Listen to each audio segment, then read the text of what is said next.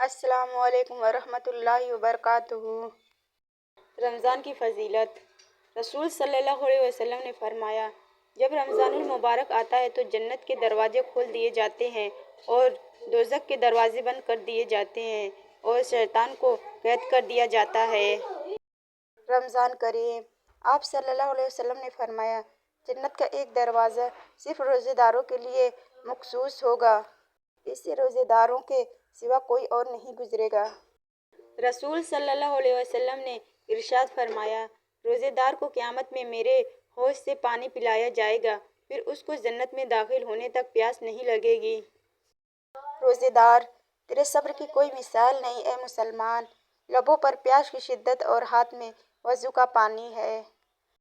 نماز کے بدلے جنت، حج کے بدلے جنت، زکوٰۃ کے بدلے جنت، ذکر کے بدلے جنت، تہجد کے بدلے جنت، خیرات کے بدلے جنت اور روزے کے بدلے تمہیں اللہ ملے گا۔ رمضان، اس برکت والے مہینے کے صدقے اللہ تعالیٰ آپ سب کی پریشانیاں دور کرے اور آپ سب کی زندگی خوشیوں سے بھر دے، آمین ثم آمین۔ رمضان مبارک۔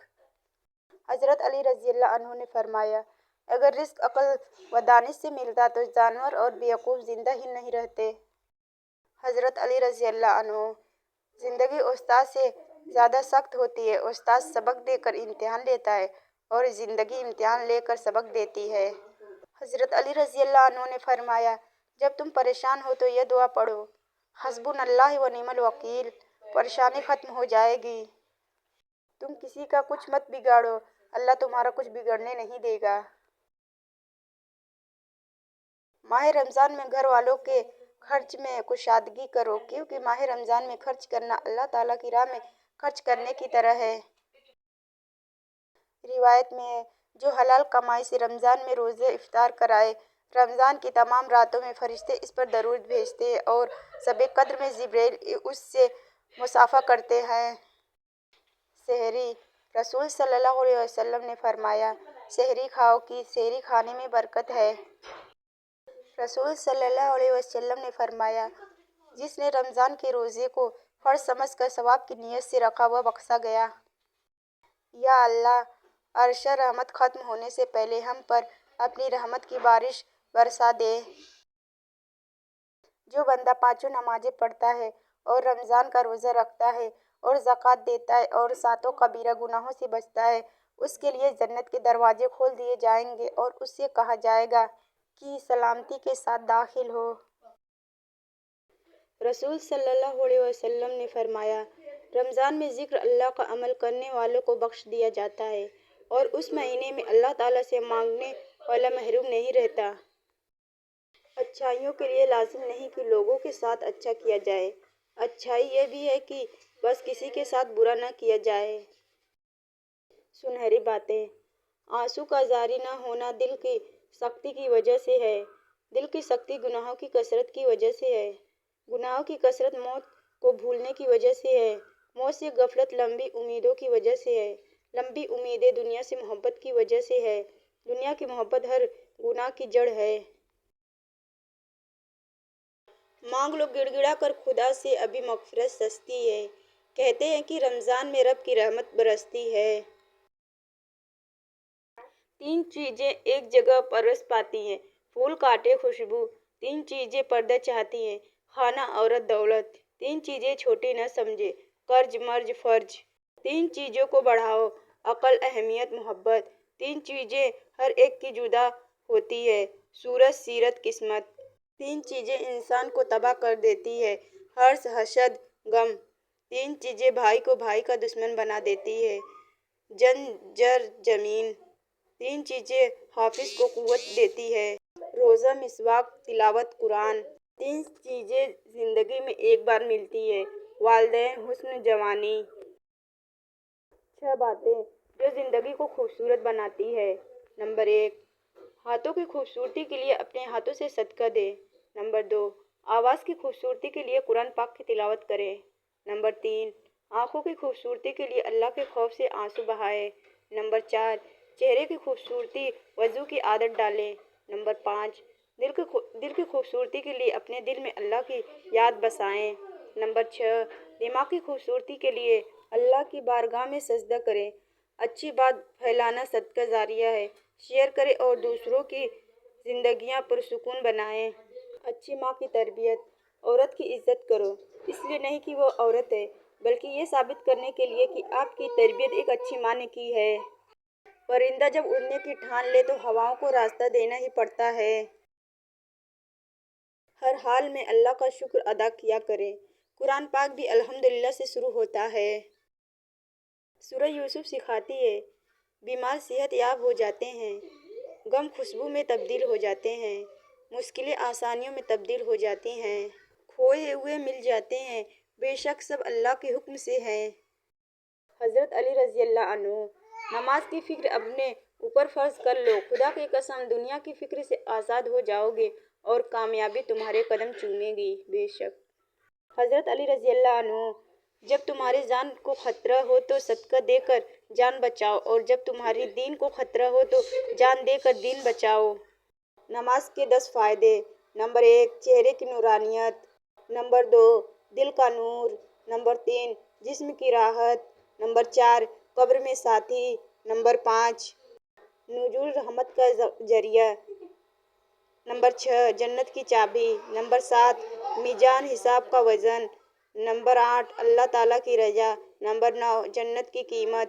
نمبر 10، آگ سے بچنے کا ذریعہ۔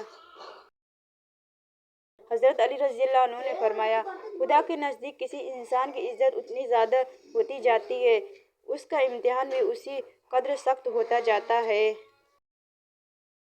حضرت علی رضی اللہ عنہ نے فرمایا، جو ظلم کے ذریعے عزت چاہتا ہے، اللہ اسے انصاف کے ذریعے ذلیل کرتا ہے۔ جب تم بغیر کسی وجہ سے خوشی محسوس کرو تو یقین کر لو کہ کوئی نہ کوئی کہیں نہ کہیں آپ کے لیے دعا کر رہا ہے۔ فرمان مصطفیٰ صلی اللہ علیہ وسلم، روزہ دار کا سونا عبادت اور اس کی خاموشی تسبیح کرنا اور اس کی دعا قبول اور اس کا عمل مقبول ہوتا ہے۔ قول حضرت علی رضی اللہ عنہ، پوری کائنات میں کوئی کسی کا انتظار نہیں کرتا جتنا اللہ اپنے بندے کی توبہ کا انتظار کرتا ہے۔ حضرت علی رضی اللہ عنہ نے فرمایا، خواہشیں بادشاہوں کو غلام بنا دیتی ہے، مگر بادشاہ غلاموں کو بادشاہ بنا دیتا ہے۔ روزہ نہ چھوڑے۔ رسول صلی اللہ علیہ وسلم نے فرمایا، جس شخص نے بغیر عذر اور بیماری کے رمضان کا ایک روزہ بھی چھوڑ دیا، گویا ساری عمر کے روزے رکھتا رہے، وہ اس کی تلافی نہیں کر سکتا۔ روزہ کی فضیلت۔ نبی کریم صلی اللہ علیہ وسلم نے فرمایا کہ اللہ تعالیٰ نے فرمایا، ابن آدم کا ہر عمل اس کا ہے سوائے روزہ کے کہ یہ میرا ہے اور میں خود اس کا بدلہ دوں گا، اور روزہ دار کے منہ کی خوشبو اللہ کے نزدیک مشک کی خوشبو سے بھی بڑھ کر ہے۔ قرآن اور روزہ دو بڑے سفارشی۔ رسول صلی اللہ علیہ وسلم نے فرمایا، روزہ اور قرآن بندے کے لیے سفارش کریں گے۔ روزہ عرض کرے گا، رب جی، میں نے دن کے وقت کھانے پینے اور خواہشات سے اسے روک رکھا، اس کے متعلق میری سفارش قبول فرما۔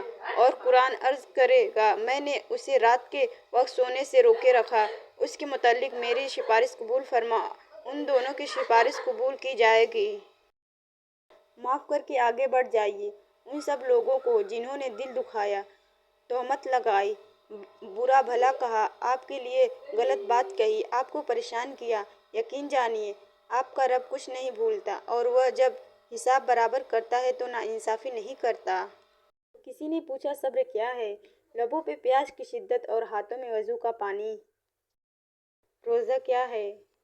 سیدنا عبداللہ بن عباس رضی اللہ عنہ نے عرض کی، یا رسول صلی اللہ علیہ وسلم، روزہ کیا ہے؟